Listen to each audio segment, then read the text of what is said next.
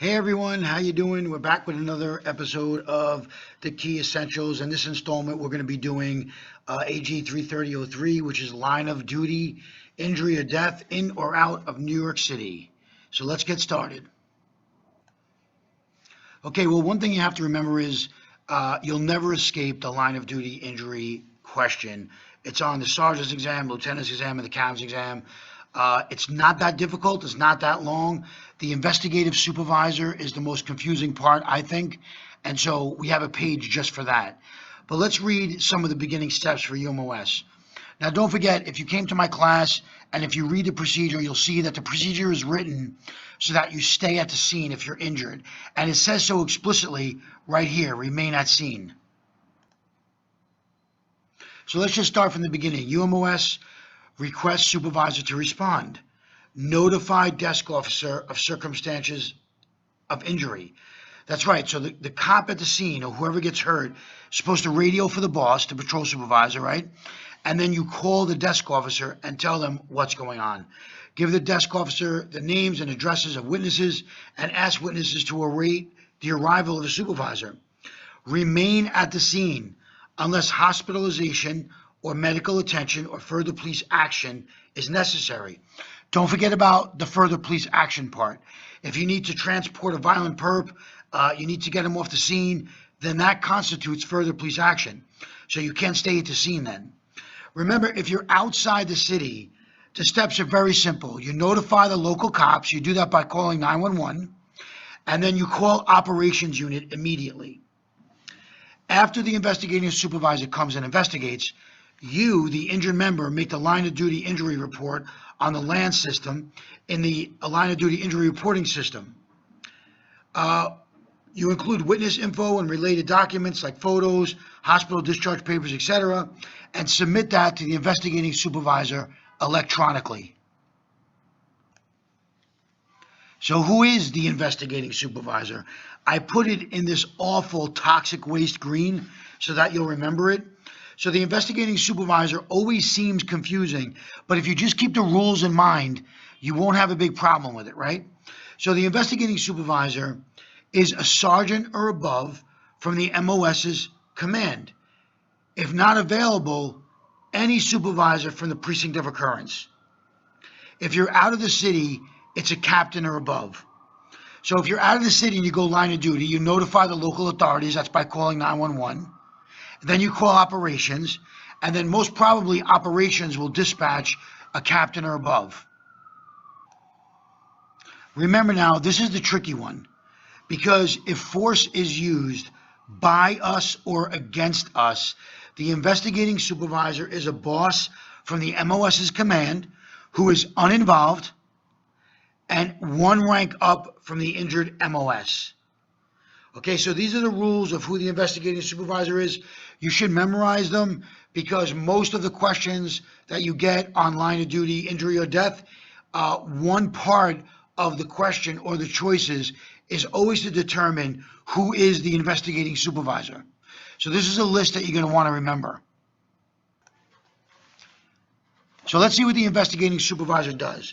Investigating supervisor. Respond to the scene and request medical attention if necessary. Interview the injured member and investigate circumstances. Interview witnesses and ensure preparation of witness statement. MOS does the witness statement on the LAN system through the line of duty incident reporting system. Non-MOS actually fill out the department paper form. Witness statement, injury to member of the department. Remember that MOS do it online through the department system, and civilians, witnesses, do it on the old form. Witness statement, injury to member of the department. The investigating supervisor, you prepare the PAR if there's a vehicle collision. You direct the injured MOS to make the aided if there's no collision. If the MOS is incapacitated, then it says to find another member to prepare the aided. And remember, the patrol supervisor, if the MOS is hospitalized or DOA, it's always the patrol supervisor that secures the injured member or the dead member's property and effects. Shield, ID, nameplate, radio, whatever it is. So that's always going to be the patrol supervisor. Let's talk a little more about the investigating supervisor and the line of duty injury report. Remember, the injured MOS does the line of duty injury report, but if they're incapacitated, then you, the investigating supervisor, do the line of duty injury report in the line of duty injury reporting system. It's not like aided. Remember, if the member is incapacitated, then the investigating supervisor directs another member or finds another member to do it. In this case, if they're injured or incapacitated, if they're incapacitated, then you, the investigating supervisor, actually do the line of duty report.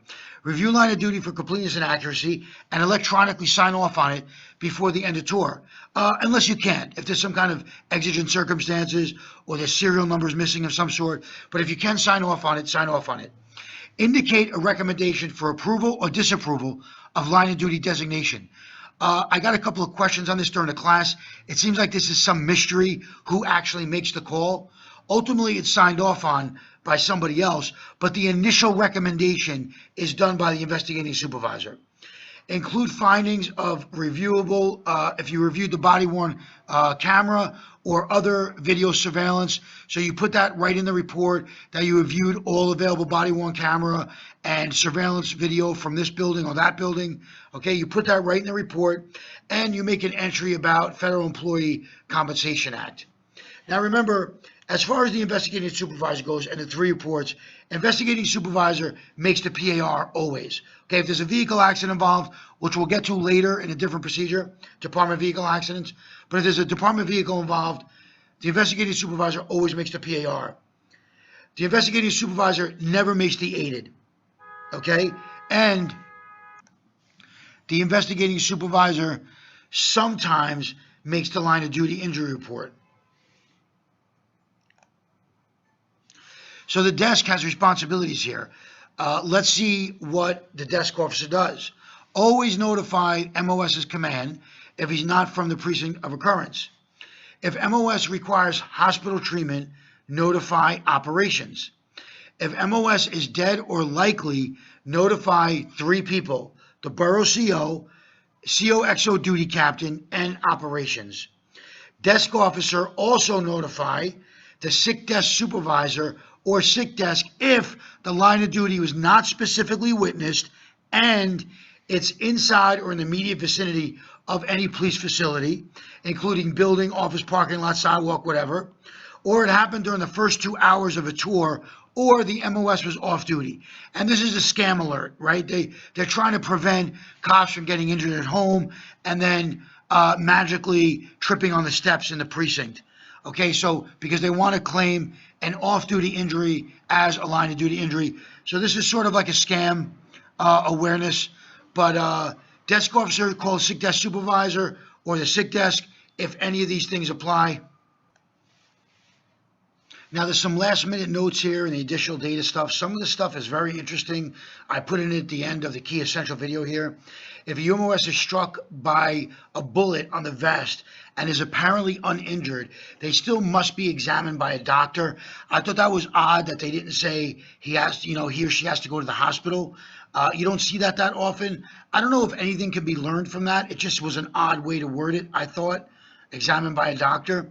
MOS's home address and phone number not disclosed unless an authorized supervisor determines that the person is entitled to have it. For hospital records, use medical division's address and phone. That's 1 LaFrac City, Junction Boulevard. But remember, if it's an RMP accident, the patrol supervisor, right, or the investigating supervisor, it could be one and the same, uses the command's address, okay? Now, there's an interesting box at the end here about if a MOS is DOA, seriously injured, likely to die, a list of who can speak to the MOS or view the body, okay? So, of course, it's everybody that you think it would be, right? It's the PC, first step, chief of department, bureau chief, patrol bureau, CO, or representative.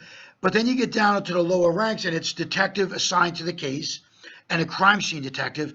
If that cop is dying, God forbid, there is going to be a detective assigned to the case, a local squad detective. The crime scene detective is going to need to talk to him, a union rep, and ESU if transported by department ambulance. I just thought it was odd, and I put a little text box here. I thought it was odd that the precinct commanding officer is not listed here. I thought that was weird. Okay, now we could say that the precinct commanding officer is going to be the patrol borough CO's representative, as it says here. It's possible, but it doesn't explicitly state that. I just thought it was odd that the precinct CO is not listed. I have no idea whether or not they'll test you on that, but just know that the precinct CO does not appear on this list.